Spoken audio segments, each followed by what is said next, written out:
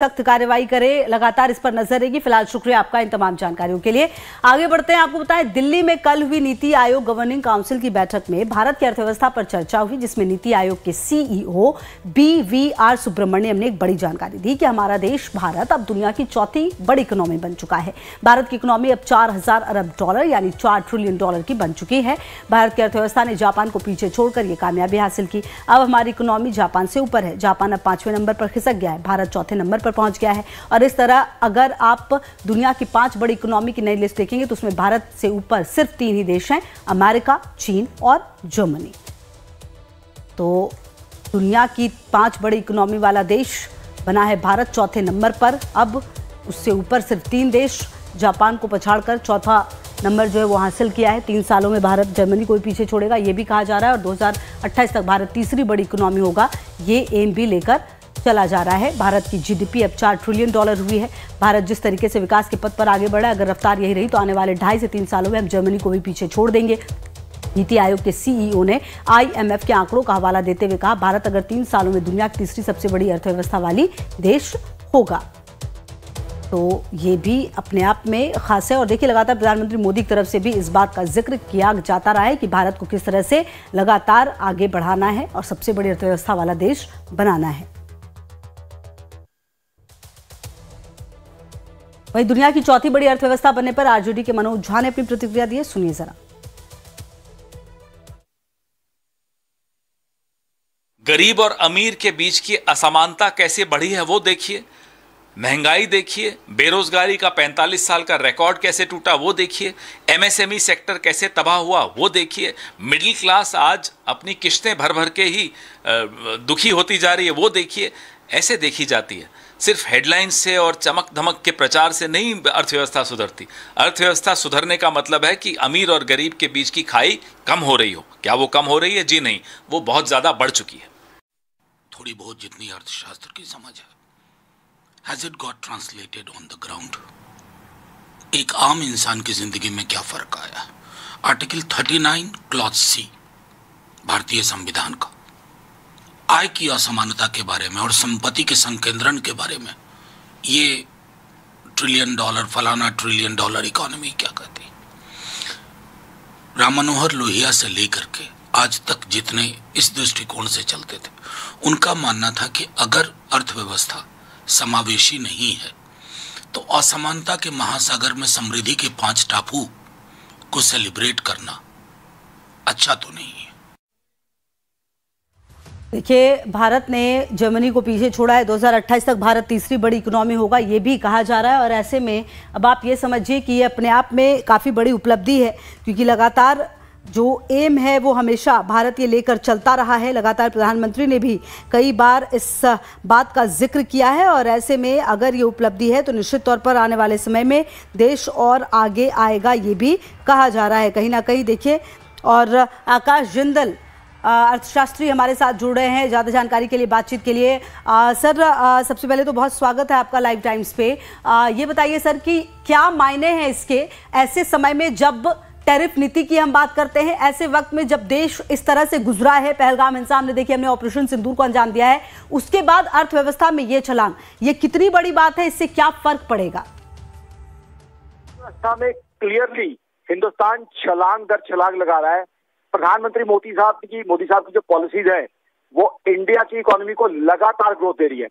अर्थव्यवस्था की जो बातें आप कर रही हैं उसके बियॉन्ड मेरी ऑर्गेनाइजेशन आकाश जिंदल डॉक्टर का कहना है कि बात यही नहीं खत्म हो जाती। हिंदुस्तान की तरक्की के और भी कई ऐसे पैरामीटर्स हैं, और भी कई ऐसे सूचक हैं। जीएसटी कलेक्शन, दर्शकों को बता दूं, अप्रैल महीने का जीएसटी कलेक्शन हमने रिकॉर्ड तोड़ जीएसटी कलेक्शन किया है, 2.37 lakh crore. Income tax collection 16 मार्च 2025 का डेटा 16% की ग्रोथ है। अब इनकम टैक्स कब लोग ज्यादा जमा करेंगे? तभी जब लोगों की इनकम बढ़ेगी, कमाई बढ़ेगी। जीएसटी कलेक्शन कब ज्यादा होगा? जब लोग ज्यादा शॉपिंग करेंगे, रेस्टोरेंट में खाना खाएंगे, बाहर घूमने जाएंगे। अब ये सब तभी होगा जब लोगों की जेब में पैसा होगा, लोगों के पास खुशहाली होगी। तो कहीं ना कहीं ये खुशहाली, ये तरक्की ना सिर्फ डेटा में बल्कि आम आदमी के जेब से, आम आदमी की रोजमर्रा की जिंदगी पे दिख रही है। And we are definitely progressing. Today we are reaching the 4th largest economy, and I'll tell you, Within 3 years, India is expected to be the third biggest economy. Today, we are the fastest growing economy. 2023-24, 9.2% has been our GDP growth, which is highest in the world amongst major economies. America, China, Germany, Japan, none of the economies which are bigger than us. See, till last year, America was number 1, China number 2, Germany number 3, number 4, Japan number 5 us. All the 4 economies which are bigger than us were much lesser in GDP growth terms. So Hindustan की growth सारी दुनिया देख रही है, सारी दुनिया देख रही है कि विषम परिस्थितियों के बीच में भी हिंदुस्तान ने कैसे तरक्की की है। आपको लेके चलूंगा रशिया यूक्रेन वॉर, जब पूरी ग्लोबल इकोनॉमी के ऊपर घबराहट छाई हुई थी, हमने क्या किया? हमने उस सिचुएशन में भी रशिया से सस्ता क्रूड ऑयल लिया, डिस्काउंटेड रेट पे, वो भी रुपए टर्म में। तो ये होती है एक सरकार जो सूझबूझ रखती है विषम परिस्थितियों में भी अच्छे फैसले लेके इकोनॉमी को चलाना। ऐसे ये इकोनॉमी 4th बिगेस्ट इकोनॉमी की तरफ नहीं बढ़ गई है। ये इस सरकार की अच्छी पॉलिसीज, सरकार की अच्छी नीतियां और मोदी साहब की सरकार की अच्छी सोच है जो आज हमारी इकोनॉमी इतना आगे बढ़ रही है।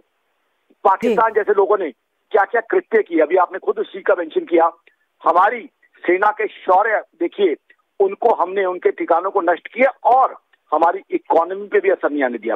जनरली जब कुछ होता है ऐसा तो इकोनॉमी नीचे जाती है, हमारी इकोनॉमी बढ़ रही है और हमने गलत हरकत करने वाले आतंकवादियों के ठिकाने भी हमारी सेना ने नेस्तनाबूद किए और उसमें भी। अच्छा सर, अगर आसान भाषा में समझें आकाश सर, ये बताइए कि 2 बड़ी बातें हैं। क्या भारत जल्दी तीसरी सबसे बड़ी अर्थव्यवस्था बन सकता है? और दूसरी बात, भारत के इस इकोनॉमिक बूस्ट का आम लोगों की जिंदगी पर क्या असर होगा?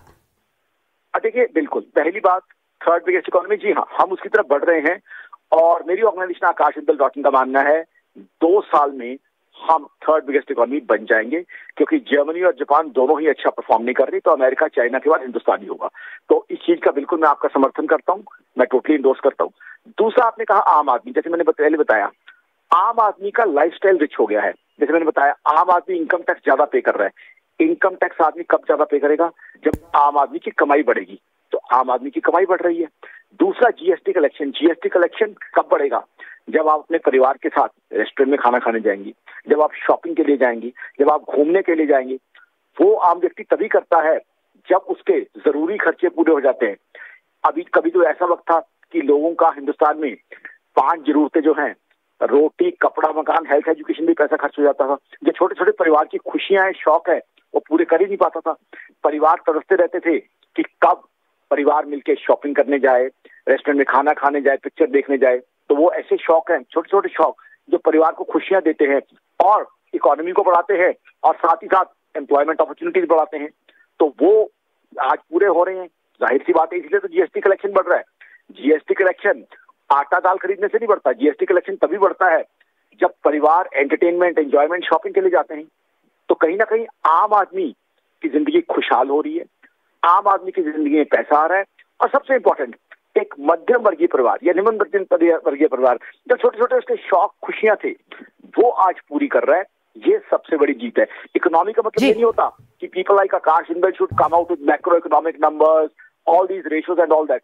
इकोनॉमी का मतलब ये होता है, इकोनॉमिक ग्रोथ का, कि आम आदमी की जिंदगी कितनी खुशहाल है, उसके परिवार और उसके बच्चों के चेहरे पे मुस्कान आई है कि नहीं, वो अपने शौक पूरे कर पा रहे हैं कि नहीं, वो नई टी शर्ट अपने बच्चों को दिला पा रहे हैं कि नहीं, पिक्चर देखने लेके जा रहा है कि नहीं, वो चीजें हम हो रही। ठीक है सर, बहुत शुक्रिया आपका हमारे साथ जुड़ने के लिए और बातचीत करने के लिए। देखिए, जिस समय